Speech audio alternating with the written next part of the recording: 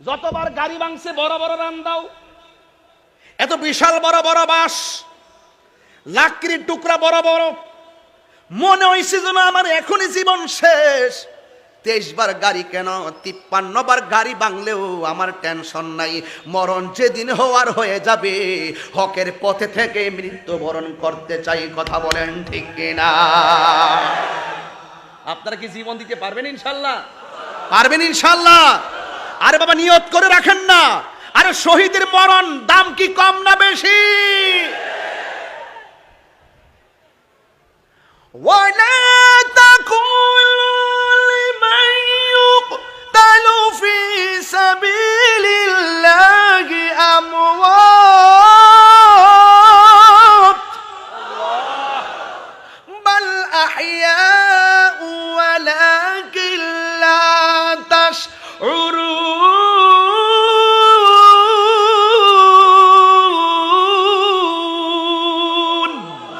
যুবকের দল মরুভূমির মধ্যে পড়ে যাওয়ার পরে ইন্দিমিন টাইমে এবার আব্বাস রাদিয়াল্লাহু তাআলা নিরুপায় হয়ে গেলেন। পানি যখন পড়ে গেছে আর সামনে যাব কি, চোখে তো দেখি না। এবার জীবনের তরে দুইটা হাত কাইটা এইভাবে মাটির মধ্যে পড়ে গেছে, আর জবান দিয়ে আর জানটা বাঁচে না। হঠাৎ করে আকা গো কইয়া ডাকটা মারছে। আপনারা জবান খুলে বলেন, ইমামে আলী মুকামের কানের বেলায়েতের পাওয়ার কি কম না বেশি? আর বড় করে কন্যা কম না বেশি?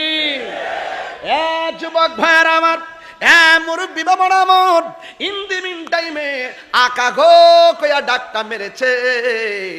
আর ইমামে হুসাইন রাদিয়াল্লাহু তাআলা আনহু তাবুর ভিতর থেকে আওয়াজটা পাইয়া দৌড়াইয়া কারবালার ময়দানে গেল। যাইয়া দেখে এই ইমামে আব্বাস রাদিয়াল্লাহু তাআলা আনহু দুইটা হাত কাটা অবস্থায় জমিনের মধ্যে পড়ে আছে।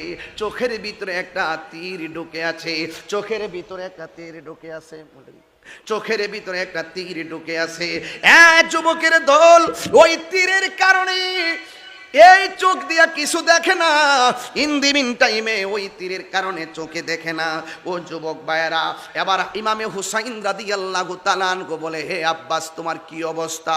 ও আকা, আমার অবস্থা তো আপনি দেখতেছেন, আমার দুইটা হাত তারা কাইটা ফেলাইছে, আমার চোখের ভিতরে তীর দিয়েছে, আর একটা চোখের ভিতরে রক্ত পড়তে পড়তে রাস্তা ভুলে গেছি।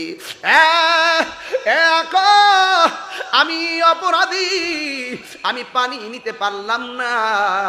এবার আব্বাস রাদিয়াল্লাহু তাআলা আনহুকে ইমামে হুসাইন রাদিয়াল্লাহু তাআলা আনহু ডাক দিয়া বলে, আব্বাস আমি দেখতেছি তোমার শরীর থেকে যেমনে রক্তক্ষরণ হইতেছে, আজকে গায়ে থেকে গাম জড়াইতে চান না, শরীর থেকে এক ফোঁটা রক্ত জড়াইতে চান না।